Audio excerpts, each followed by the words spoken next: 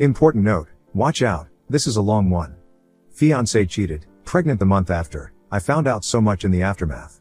Thoughts, doubts and tension are staying with me. Seeking advice on how to proceed. Feedback, comments and enlightenments are welcome too. Background would fill pages. Just in short, we have been LD, but LDR with plans and called daily and messaged intensively, 50 messages a day, mostly much more. About all 2 months we would stay together for some 2 to 3 weeks. LD over borders, we are from different countries and cultures with a few thousand kilometers apart. So we stayed together again, she picked me up at the airport. Happy time being together, going out, solving things, buying stuff, meeting friends, all. We had sex again but this time it felt different. Small details, looks, words, hand/handplay. And a detail here and there raised my suspicions. We had many memorable moments together. Later some more details. Let me jump to her confession. I flew off into the distance again. 5 weeks in the pregnancy and at another anger eruption I had finally the balls to chat reply and trigger her with one specific, but fuzzy clue from my collection of all my gut feelings and semi-evidence. A visual trigger added, harmless to look at, but an overwhelming trigger for a caught liar. It was a hit in the mark. Bullseye. She got silent, stunned, like collapsing. Only a few words she replied admitting. It was clear the game was over. House of Lies was collapsing. And finally it was getting off my chest. I arranged with a colleague about I assumptional wouldn't be able to work much that day. What followed was a 3-hour call with her. She repeated from the last lines of our chat. My tears are dry. You can tell everything now. What followed was her confession, who she effed, when they met first, at how many times they met during that month, the month before I arrived, that they did not use protections. Oh. She excused, but he said he would come outside, no comment needed, right? Either way, years earlier she gave me STI from another fling. That time we haven't been that close or committed. She had 4 affairs I know of and never used a protection or so. That time we had STI, I had been on her side, opened and educated her about it and where from, took the walk of blame to get the medication and supplied it to her too. That time she couldn't conceive for several months for the same reason. However, some very small inaccuracies were included, date of their first cheat date. And when asked about her ex, another fling or ex who was current a year ago, she denied having seen him. I suspected she and him met on a New Year's Eve party. Social media is a tramp, both posted from the same location and the photos have been taken from the same angle of the site, no coincidence, you were not there by coincidence. Well, he was clever to use a story photo only visible for 24 hours. Coincidence filled the gap. All of my gut feelings perceived through my senses were right. One sentence out of the mindset of a cheater, but he's not a good person, he only wanted to F. Still a caught cheater tries to push it to others. I didn't reply to that, not worth it. One more? I didn't want to meet him again. But he came to my room days later again, without invitation. Without appointment, what a naughty boy. Guess who first opened the door and then the legs? One final more? We only make love, then it would be okay or what was that for? Heard it, noted it but not a word replied from me. No protection, I told him, no, my husband will be coming and again they met. But lover/AP, always said to me, don't need to worry, about whatever consequences, getting busted, risk of our breakup, also when he attempted to meet again after I left. She worried that I would leave her and we would break up. I listened mostly calmly to her confession and just asked very small questions. But on this one I couldn't hold it and replied very calmly and non-offensive, you don't need to worry about me leaving you. I left you already the day you escorted me to the airport. So they had segs in our room, on our bed, on the same bedsheet, our studio photo of us arranged together was next to the bed. She ordered a surprise gift for me in his presence. She and him ate from the plates we had hand-selected shopped. He saw a tattoo on her bare body dedicated to our future children. We did that tattoo 3 months prior as a commitment to our relationship. She demanded to get that tattoo, mostly spontaneous while passing a studio. I negotiated it down a bit for size being more discreet and a shorter inscription yes, text. What could I do? What could I have done? What should I do? Well, we have been engaged but all that went down the hill, ruined and tainted during and due to her cheating. It is and was not in my control. Her choice. And her actions and consequences are up to her. Right? And the distance was another barrier, still not sure if for good or worse. I had horrible and thoughtful days and nights, being non-concentrated at work.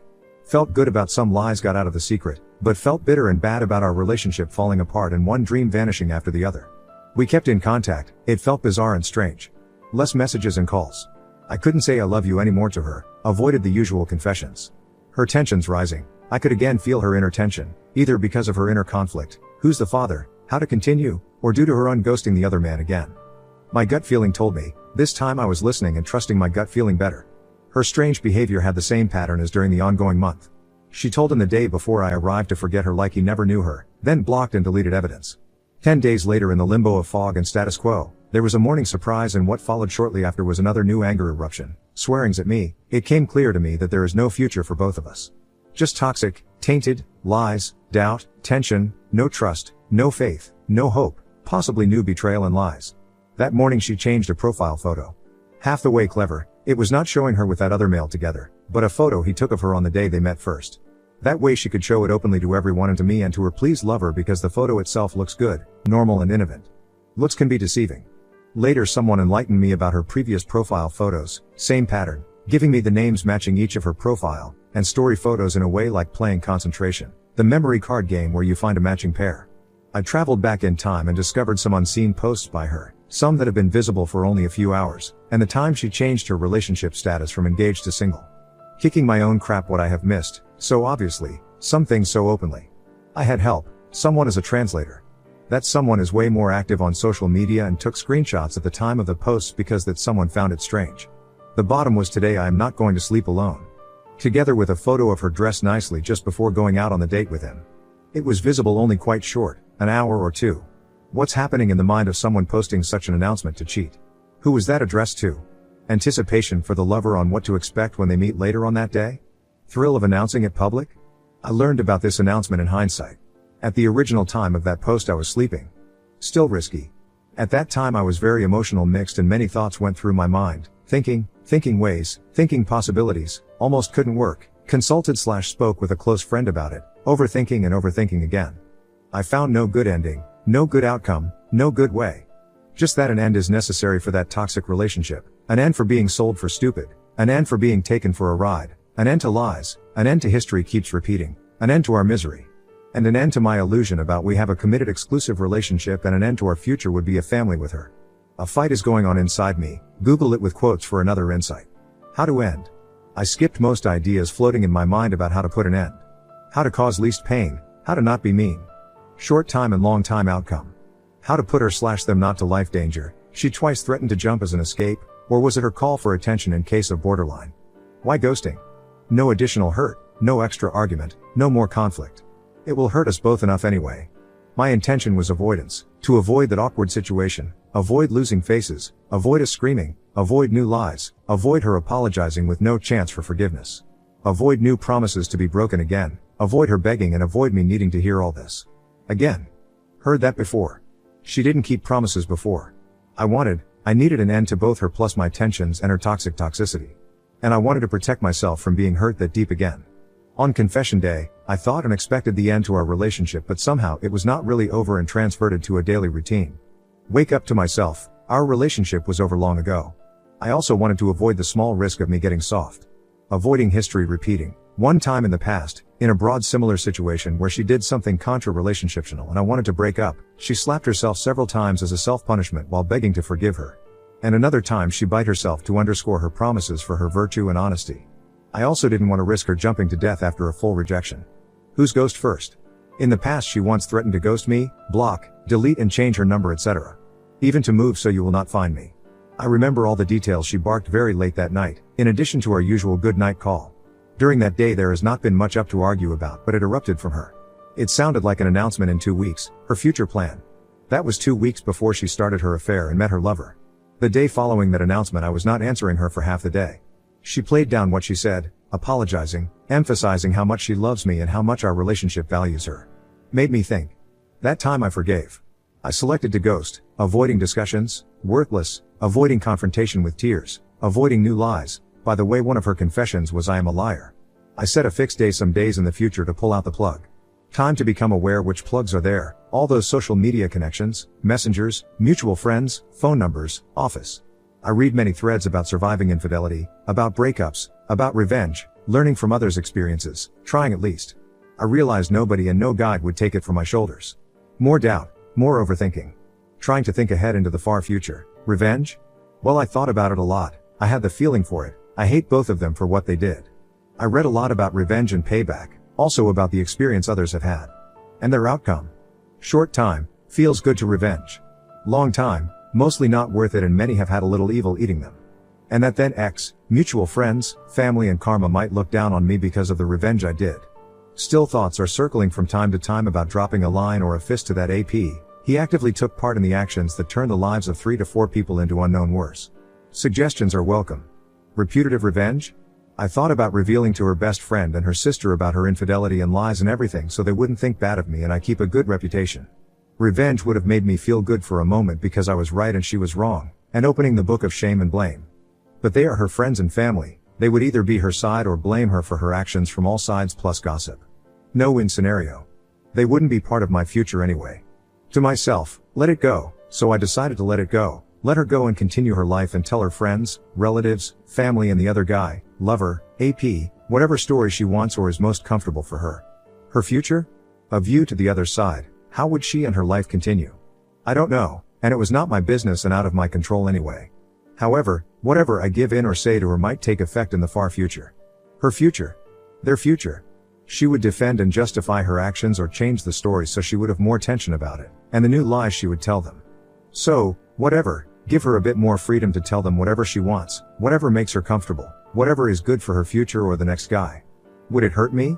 First I thought, yes, because of my reputation and gossip. But then I settled with, no, it would not hurt me, so let her create her own reality and I don't mix in there, but also, I would not be available to blame me on anything anymore. Her actions, her consequences. You reap what you sow. Except a big but, what if? If I am the father and that little new person comes of age and asks questions about who is father, where, why not there and what else happened? My thoughts are still hurting me on this, ongoing. But the answer is similar like before, her and their way, life would be complicated enough, no input from me and thus no consideration needed. They will have a story ready and children eat it as it is. Until maybe in the far future, I am not prepared for that case, someone in 15 or 20 or 25 years knocks my door and says hi, and maybe confronts me about whatever version of the story in history. Cannot control that too. I might have years to prepare for that, and years of headache about. End thoughts, I realized I don't want revenge, put nothing bitter nor angry. Last best wishes have been said and written already on previous escalations, like heartily goodbye and thanks for knowing you and all the good time we spent together. Wishing you well and take care. Last time on that 10-day. I didn't feel to repeat it like that another time. On previous occasions, every few months, she texted me goodbye forever this time for real, but they weren't actually an end and usually minutes to hours later she calmed down and apologized lovely. The end, or becoming a ghost. The last afternoon came, the last time I sent out nice and amicable words on the phone call. With a lump in my throat because I knew it was the end. I was tempted to say something else, maybe something important or something lasting or something meaningful. I resisted. It hurt. Later and late last messages, sending out good night and sweet dreams. Take care. See you in dreamland while I was driving. She should have slept already, didn't reply before. I wanted the last words to be friendly words. But then, another torrent of egocentric messages mixed with anger arrived, barking to me about. Pushing on me by questioning about. I will skip it, nothing factual, nothing fundamental. I just replied, whatever I tried to message, to call, to do. It can't please you. As I was driving, which I've told her, I didn't reply her much. Later I read it. One of her lines was like you think this baby is not your baby. Okay, never come back to me. One day this is really your baby, I will have left you already and all this came out of nowhere. Not a topic or doubt from my lips. Only once, on that day of her confession, when I asked her do you know who is the daddy? Her answer was I don't know. Sorry and the confession started. This did not go and end like planned. I said bye and thanks before. Several times. Friendly and honest. So no need to repeat it again. I couldn't really eat nor sleep. In the early morning I went on autopilot to block, disable, deactivate. She noticed my early morning activities, my changed profile photo, barked 2 or 3 lines of derogatory remarks, then that channel was blocked too. Silence. So silent. For some days, honestly rather more. I was a wreck and empty and tempted to plug in again. I resisted knowing the outcome and it couldn't be good and just get worse. Over the next days there were more than 200 calls blocked. Stupid phone, if I block someone, do you really need to still tell me how many times Mrs. Block called? So, chances are 50-50 the baby is mine.